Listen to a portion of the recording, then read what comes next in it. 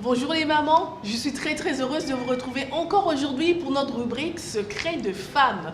Ici nous parlons des recettes, de sauces que vous pouvez utiliser vous-même. Nous parlons bien sûr de la spiritualité, comment vous pouvez bâtir votre mariage, votre couple dans la spiritualité, le travail que vous pouvez faire vous-même de côté. C'est vrai que dans le couple on travaille en équipe à deux, mais aussi soi-même pour que votre mariage soit une histoire de réussite. Nous avions commencé depuis la dernière fois à parler de notre sujet sur l'amour. Nous étions donc sur Éphésiens 3, 18, nous y sommes encore. Et ici dans Éphésiens 3, 18, nous avons découvert un petit peu le visage de l'amour que le Seigneur porte pour nous. Cet amour qui a, comme le disait l'apôtre Paul, une largeur, mais aussi une longueur.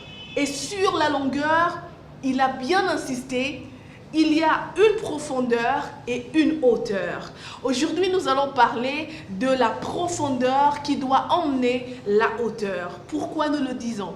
Il ne faudrait pas que dans votre mariage, qu'il y ait plus de hauteur et moins de profondeur. Vous savez pourquoi? Parce qu'en fait, quelque chose qui n'est pas bien assis sur ses bases, quelque chose qui n'a pas de profondeur, quand elle acquiert déjà une certaine hauteur, elle risque de tomber, elle risque de faiblir, elle risque de ne pas résister au vent et à la tempête. Et c'est comme ça qu'on est en train de dire, maman, vous devriez travailler sur la profondeur de votre amour. Mais pourquoi encore on parle de profondeur? On parle de profondeur parce que dans la spiritualité, si vous voyez un petit peu ce que Jésus a raconté à la foule, vous vous rappelez encore, nous sommes dans Matthieu, quand Jésus voyait la foule, quand il a vu la foule, il les a appelés, il a commencé à leur parler de pratiques religieuses. Il leur disait de faire attention, de pratiquer leur justice devant les hommes. Faites attention, ne pratiquez pas la justice devant les hommes pour en être vu, autrement vous avez déjà reçu votre récompense. Il leur dit par exemple, si vous jeûnez, ne prenez pas un air tout de fait pour montrer aux hommes que vous jeûnez. Il faudrait plutôt montrer à Dieu que vous jeûnez. Ça veut dire que le jeûne, c'est une histoire cachée. Et ce que vous faites dans le secret, c'est ça qui détermine vraiment la force de votre spiritualité. Et encore une fois de plus, il disait à tout le monde, c'est que quand vous priez, ne vous tenez pas dans les coins de rue pour montrer aux gens que vous savez prier. Ce que vous devriez faire, c'est aller dans le secret, prier Dieu dans le secret. Et Dieu qui va dans le secret vous le rendra. Qu'est-ce que je veux dire par là? C'est que c'est important de construire la profondeur. La profondeur, c'est quand les gens ne vous voient pas. De nos jours, nous voyons beaucoup de couples en fait qui sont très réseaux sociaux, en train de faire des mariages à la pompe, c'est pas mal. Mais seulement, ils sont toujours sur des photos, on les voit très amoureux, mais quand vous approchez d'eux, vous avez l'impression que c'est vraiment deux mondes à part. Ça veut juste dire qu'il s'agit du genre de couple qui ont beaucoup bâti leur relation que sur la hauteur et non sur la profondeur. Et un jour, on est juste surpris de savoir que ce couple qui paraissait très amoureux se sépare très vite parce que, au fait, tout ce qu'il vous montrait, c'était un petit peu des apparences et il n'y avait pas vraiment quelque chose de solide. Et encore une fois de plus, nous allons repartir un petit peu encore dans les évangiles quand on voit Jean-Baptiste qui était en train de baptiser. Il était en train de baptiser et puis il voit venir des pharisiens, des sadducéens et il leur disait « Race de vipères, qui vous a appris à fuir la colère à venir? Produisez donc du fruit digne de la repentance et ne prétendez pas dire en vous-même que nous avons Abraham pour père. » Pourquoi est-ce qu'il leur disait cela? Parce que c'était des gens qui voulaient montrer aux gens qu'ils savaient beaucoup de choses, qu'ils pouvaient se faire baptiser. Ils pouvaient, ouais, nous sommes de la race d'Abraham. Il leur dit, mais ce n'est pas ça qui intéresse Dieu. Ça, ce n'est que des apparences. Nous avons besoin que vous produisiez du fruit. Dieu attend à ce que la profondeur que vous allez bâtir dans votre couple produise de fruits. Ce que vous faites dans le secret, c'est ce qui doit produire de fruits. Autrement, c'est que la hauteur que va prendre votre amour devrait être le fruit de la profondeur. Amen. Ça veut dire quoi? C'est que ce que vous construisez dans le secret, quand ça va commencer à apparaître, c'est de fruits. Personne, vous savez, vous pouvez venir, vous cueillir des fruits, mais vous ne pouvez pas, justement, ce que je voulais dire, c'est arracher l'arbre. Vous voyez du fruit, mais l'arbre a déjà une profondeur assez incroyable. Si vous cueillez tous les fruits que vous désirez, c'est qu'il y aura encore suffisamment pour que l'arbre produise encore plusieurs autres fruits. Ça veut dire que si quelqu'un vient chez vous, dans votre couple, et qu'il essaye de vous déstabiliser, il ne pourra déstabiliser que des fruits. Parce qu'en fait, ce sont des fruits qui sont visibles. C'est ça votre hauteur. Votre hauteur a une source beaucoup plus grande. La profondeur est très forte. Maman, commencez à vraiment penser à votre mariage, à vraiment commencer à penser à votre couple. Sur quoi votre couple est bâti? Quelle en est la profondeur? Il faudrait que la profondeur détermine la hauteur et que la hauteur soit le résultat de la profondeur. Que la hauteur soit comme le fruit de votre profondeur. Ainsi, personne ne viendra vous déstabiliser. Il y aura le vent, il y aura la tempête, il y aura la mer qui pourra s'agiter autant qu'elle peut. Elle ne pourra jamais vous déstabiliser. Comme Jésus, vous serez tranquillement endormi dans la barque. C'est un exemple magnifique qu'on a donné la dernière fois.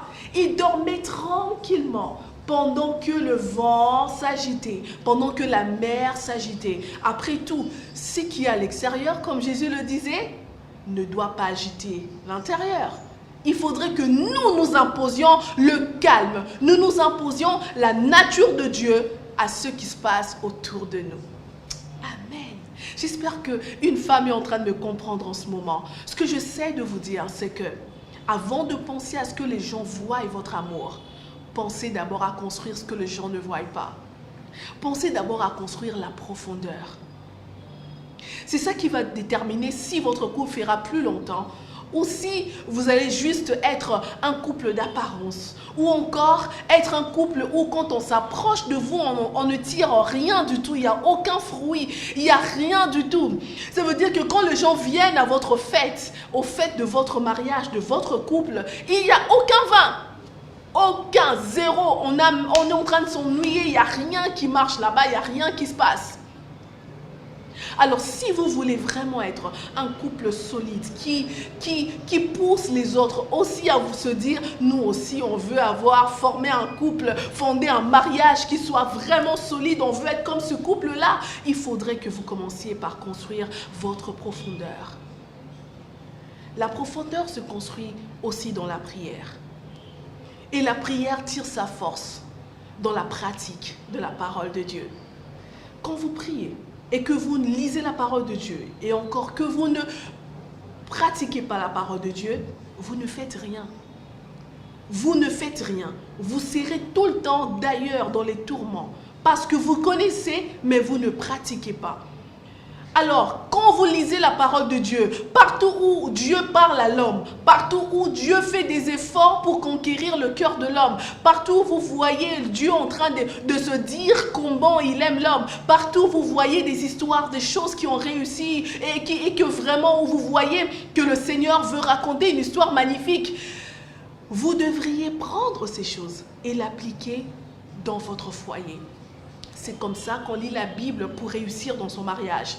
Partout où vous voyez Jésus parler aux disciples, partout où Jésus parle de l'amour que l'homme doit avoir pour son prochain, sachez que c'est en ce moment-là qu'il est en train de vous dire, maman, pratiquez cela avec votre mari en réalité.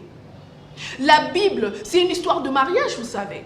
C'est une histoire d'alliance. Et quand vous voyez les alliances, Dieu a fait une première alliance. Il dit, il faudrait encore que j'en fasse une deuxième qui soit assise sur des promesses bien mieux et bien meilleures. Et ça veut dire que vous, quand vous marchez aussi avec votre conjoint, vous devriez vous dire que vous devriez arriver à évaluer votre relation. Vous dites, est-ce que cette alliance est bien mieux? Si elle n'est pas mieux, Faites l'évaluation. Est-ce que ça va? Est-ce que ça ne va pas? Est-ce que tout le monde est heureux? Est-ce que ça va? Est-ce que cette alliance est vraiment solide? Si ce n'est pas solide, repartez sur des nouvelles bases. Prenez encore, faites une autre alliance, toujours avec votre mari. Faites-en une qui soit meilleure et qui soit assise sur des meilleures promesses. J'espère que j'ai parlé au cœur d'une femme. J'espère que aujourd'hui encore plus qu'hier, vous allez apprendre à construire la profondeur de votre mariage. Passez du temps ensemble. Parlez de votre avenir. Parlez des politiques, des procédures, procédures et des processus dans votre couple. Et c'est alors que vous allez réussir quand vous paraîtrez devant les gens. Nous allons prier. Seigneur, donne plus de profondeur au couple. Seigneur, même quand le monde ne croit pas, c'est vrai que les gens ne croient plus. Ils se disent que le mariage, on doit le prendre comme ça. Il ne faut pas s'attendre à ce que ça soit meilleur parce que c'est jamais meilleur. Seigneur, moi, je sais qu'avec toi, nous arrivons à construire des mariages solides avec un amour qui a une largeur, qui a une longueur. Mais cette longueur a une profondeur avant d'atteindre sa hauteur. Seigneur, moi, je sais que tu le fais pour une femme qui est en train de me suivre en ce moment. Je sais que tu capacites les femmes et les femmes pourront enfin construire leur mariage sur des bases solides de la Bible, des bases solides de la parole de Dieu. Merci Seigneur parce que tu le fais pour ta gloire, pas celle d'un homme. Au nom de Jésus-Christ, Amen. Merci à vous d'avoir suivi cette rubrique. On se retrouve encore très vite pour une nouvelle rubrique de Secrets de Femmes.